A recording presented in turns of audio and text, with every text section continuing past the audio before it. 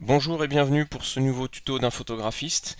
Aujourd'hui, je vous propose de nous intéresser à un outil essentiel de Lightroom, l'outil de réglage du contraste.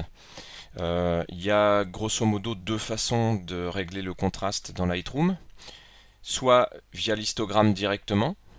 Donc là, je vous renvoie avant toute chose au tuto que j'ai rédigé sur mon site Un photographiste sur la lecture de l'histogramme. Ça vous permettra de mieux appréhender ce tuto vidéo. Et puis on a également les curseurs ici d'exposition, contraste, haute lumière, ombre, blanc, noir, etc. qui permettent de faire peu ou prou la même chose, mais avec des curseurs. Alors après c'est une question de préférence, chacun utilisera l'outil qu'il préfère. Donc je vous propose de commencer par l'histogramme. L'histogramme se présente comme dans Photoshop, sauf qu'ici il est en couleur. Donc on a des informations également sur la quantité de couleurs présente dans l'image. Donc en fait, vous avez déjà, avant toute chose, deux indicateurs qui sont très intéressants. Ce sont ces deux petits plots que vous avez ici en haut à gauche et en haut à droite. En haut à gauche, donc c'est le curseur qui vous indique l'écrêtage des ombres, c'est-à-dire les endroits où les ombres sont beaucoup trop sombres. Donc quand je le survole, ou si je le clique, ça reste permanent. Si je le reclique, ça le désactive. Sinon, je peux simplement le survoler. Et en fait, on s'aperçoit qu'ici, vous avez des petits pixels bleu foncé, vous voyez, qui s'affichent. Ça, ce sont les pixels qui sont trop sombres. C'est-à-dire qu'on va considérer qu'éventuellement, il faudrait les éclaircir.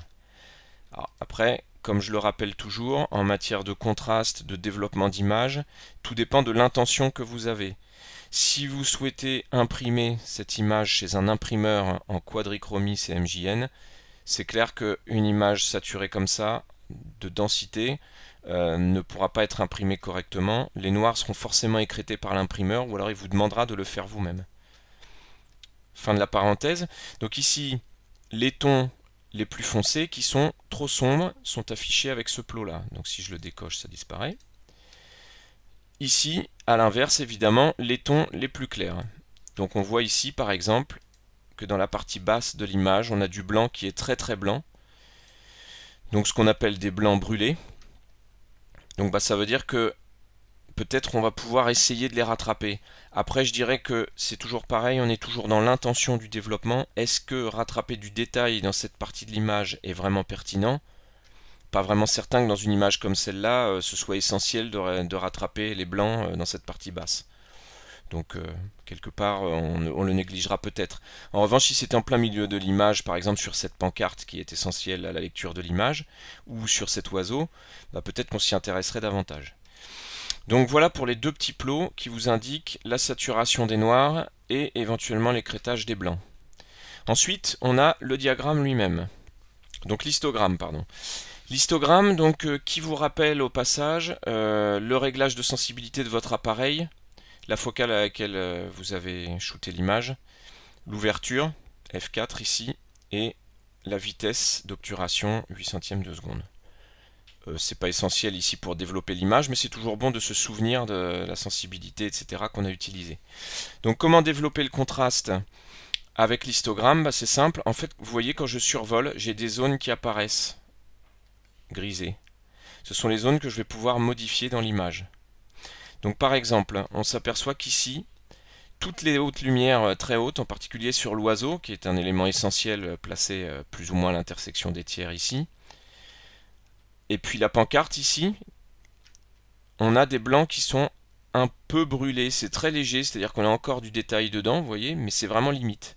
Donc qu'est-ce qu'on peut faire? On peut par exemple prendre ce curseur à droite dans la partie de l'histogramme et le tirer vers la gauche, et on s'aperçoit qu'on commence déjà à récupérer du détail dans les hautes lumières. Au passage, vous voyez, si on clique ici, on s'aperçoit que notre petite zone ici, elle a légèrement diminué, c'est-à-dire qu'on a récupéré un tout petit peu de blanc. C'est un détail. Donc ici, en baissant toute cette zone, on récupère du détail dans les hautes lumières. Ici, en revanche, on s'aperçoit que l'arrière-plan est très foncé. Alors, est-ce que c'est pertinent de le remonter? Peut-être pas pour cette zone ici. Le rideau est pas très beau, on s'en fiche, on n'en a pas besoin. Mais là, par exemple, on a des fleurs, et puis ici, on a le mot vacances qui est un petit peu dans l'ombre. Donc peut-être qu'en remontant les ombres, les tons les plus foncés, qui sont massés à gauche ici de l'histogramme, je vous renvoie à la leçon sur mon site, on va peut-être pouvoir remonter un peu quand même les ombres. Donc si c'est le choix que vous faites, vous allez cliquer ici, vous glissez vers la droite et vous voyez qu'on récupère du détail dans les ombres. Alors évidemment, après tout ça veut dire que à force de récupérer du détail dans les hautes lumières et d'en récupérer dans les ombres, vous vous apercevez qu'on a une image un petit peu grise. On perd en contraste, puisqu'ici on avait une image qui était hyper contrastée au départ, et ce qu'on veut c'est essayer d'en récupérer un peu. Donc une fois que vous avez réglé vos hautes lumières, ou vous avez récupéré, par exemple ici, on peut encore en récupérer un peu, avec les tons, on va dire les lumières un petit peu moins blanches, et puis ici, les tons foncés qu'on vient de remonter, en fait c'est la partie centrale ici qui va vous permettre, comme dans Photoshop, je vous renvoie à l'autre tuto vidéo que j'ai fait sur Photoshop pour ceux qui utilisent les deux logiciels, c'est cette partie centrale qui va vous permettre de régler le contraste général de l'image maintenant que vous avez réglé les ombres et les hautes lumières. Donc ici, en déplaçant votre curseur, vous voyez que vous pouvez récupérer un peu de contraste.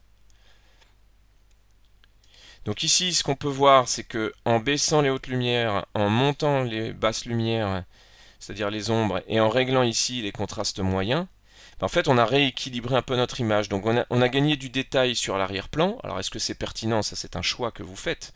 Ça, c'est chacun voit midi à sa porte. Mais grosso modo, on a rééquilibré l'image. Alors, si vous voulez voir la différence, par exemple, avec l'original, vous pouvez utiliser cet outil qui vous permet de voir la différence. Personnellement, je préfère l'image de gauche, même si elle a besoin d'être peut-être un peu récupérée dans les hautes lumières. Mais celle-ci, disons, est plus informative, mais moins contrastée. Alors elle est moins graphique également. Donc ça, c'est un choix que vous ferez. Là, chacun conserve son libre arbitre sur la façon dont il veut développer ses photos. Donc ici, on a une première méthode de développement avec uniquement l'histogramme. Donc c'est très visuel, c'est très intuitif au sens où vous déplacez, vous cliquez et vous glissez dans l'histogramme et vous voyez. Donc si on voulait vraiment détailler l'image beaucoup plus claire, on pourrait également la développer de cette manière-là. On peut, voilà, c'est une autre façon de développer. Alors après, je ne vais pas vous apprendre comment vous devez développer vos images. C'est à vous de comprendre l'outil et de le mettre en œuvre pour obtenir le résultat que vous souhaitez. Et si vous trouvez qu'ici, il n'y a pas assez d'ombre, ce qui est mon cas, moi je préfère ce développement-là, vous allez redescendre les ombres un peu et vous avez quand même gardé un petit peu de détail dans le milieu de gamme. Ici, on a quand même récupéré un petit peu, donc un juste milieu, ce serait peut-être cette image-là, où le mot vacances ressort un peu. Après, je vous rappelle qu'il y a également les outils de retouche locale qui vous permettent de travailler par zone, avec le pinceau, le masque, le filtre gradué. Donc là, après, voyez par exemple, si on a perdu du détail ici, je vous rappelle que là, rien ne m'empêche d'aller ici utiliser le pinceau, et de redonner un peu de densité à mon panneau localement à cet endroit de l'image. Ici également, c'est un petit peu clair. Peut-être que je vais pouvoir rajouter aussi un petit peu de densité, voilà, sur cette partie-là de l'image. Ok. Donc là, une fois que j'ai considéré que c'est terminé, je clique terminer et mon développement est fixé une bonne fois pour toutes. Je peux également avoir différents modes d'affichage pour comparer avant-après, gauche-droite, ou en haut en bas. Les avoir comme ça, voilà, comparer le haut et le bas de l'image, ici sur cette image là c'est moins pertinent bien sûr, etc.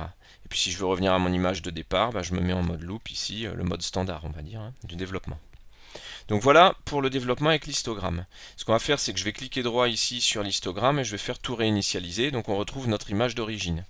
Et puis maintenant on va s'intéresser à la deuxième façon de régler le contraste, c'est-à-dire avec les curseurs. Ici, bien sûr, le contraste est toujours réglé en fonction d'une exposition de l'image. Donc le premier réglage qu'on trouve ici, si on va évidemment pas tenir compte d'ici où c'est la balance de couleur, c'est l'exposition, le premier paramètre. Donc je peux choisir de descendre ou remonter l'exposition. Si je double-clique au milieu, vous connaissez le principe, ça réinitialise le réglage. Donc par exemple, je peux choisir considérer que mon exposition est bonne, mais je peux aussi considérer que je voudrais l'éclaircir un chouïa. Donc je vais faire ceci. Le problème, c'est que vous voyez que très rapidement, les hautes lumières sont brûlées. Je perds beaucoup de détails. Ici, je peux choisir aussi, en réinitialisant mon exposition, de régler le contraste directement en gardant mon exposition. Voilà, donc là, quand je vais à gauche, bah, j'ai une image grise, forcément, puisque je réduis le contraste. Je filtre moins de haute lumière et moins de noir. Donc je rajoute du gris, en quelque sorte. Et puis ici, bah, à l'inverse, j'ai une image hyper contrastée qui n'est pas très lisible, quoi. Donc on va d'abord régler l'exposition, qu'on pourra éventuellement réajuster à la volée en fonction de ce qu'on aura réglé ensuite. Donc par exemple, si je choisis d'éclaircir ici mon image pour gagner dans les basses lumières, dans les ombres, bah, ici par contre, comme j'ai augmenté mes hautes lumières, je peux décider de les compenser en réglant ici le curseur haute lumière. Et vous voyez qu'on récupère beaucoup de détails dans les hautes lumières. Donc quelque part, on a déjà rééquilibré l'image en deux curseurs avec l'exposition et les hautes lumières. L'exposition nous a permis de remonter l'intégralité de l'image, donc en particulier les tons foncés et les gris, les tons moyens. Et on a récupéré grâce à haute lumière, les hautes lumières ici à l'endroit où l'image était exposée le plus haut. On peut ensuite jouer sur le curseur des ombres. Donc si je les baisse, j'assombris toutes les ombres. Si je monte, je gagne encore en détail dans les ombres. Sachant que les ombres fonctionnent avec les noirs et que les hautes lumières fonctionnent avec les blancs. Ils auraient presque pu d'ailleurs mettre haute lumière et blanc côte à côte et ombre et noir ensemble. Ça aurait été à mon avis plus logique, mais bon. Donc ça veut dire que quand je monte les ombres, je peux aussi baisser les noirs pour quand même conserver du contraste. Donc on va considérer que ce qu'on appelle les ombres, ça va se situer ici dans l'histogramme, par rapport à tout à l'heure.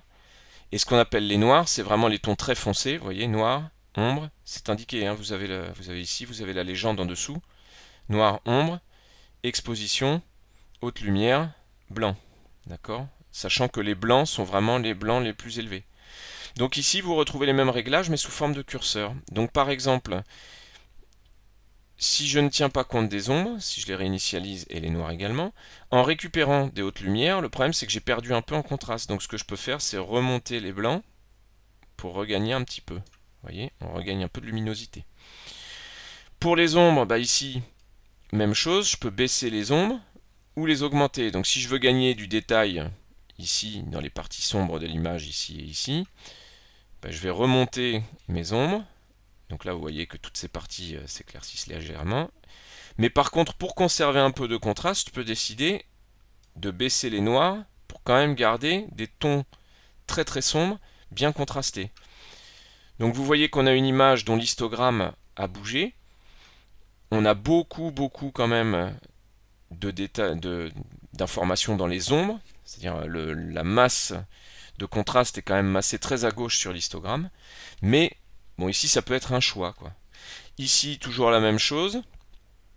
Une fois qu'on a réglé tout ça, bah, on peut comparer nos deux images. Donc l'image d'origine, l'image qu'on a corrigée. Donc on s'aperçoit par exemple qu'à gauche, ici, on avait une image qui était très sombre dans les basses lumières, un peu brûlée dans les hautes lumières. Ici, bah, on récupère du détail dans les basses lumières. Et on a récupéré quand même du détail dans les hautes lumières. Donc on a rééquilibré l'image tout en conservant un contraste qui est quand même assez important. À titre personnel, j'aurais tendance à ne pas remonter les ombres parce que l'arrière-plan ne m'intéresse pas beaucoup.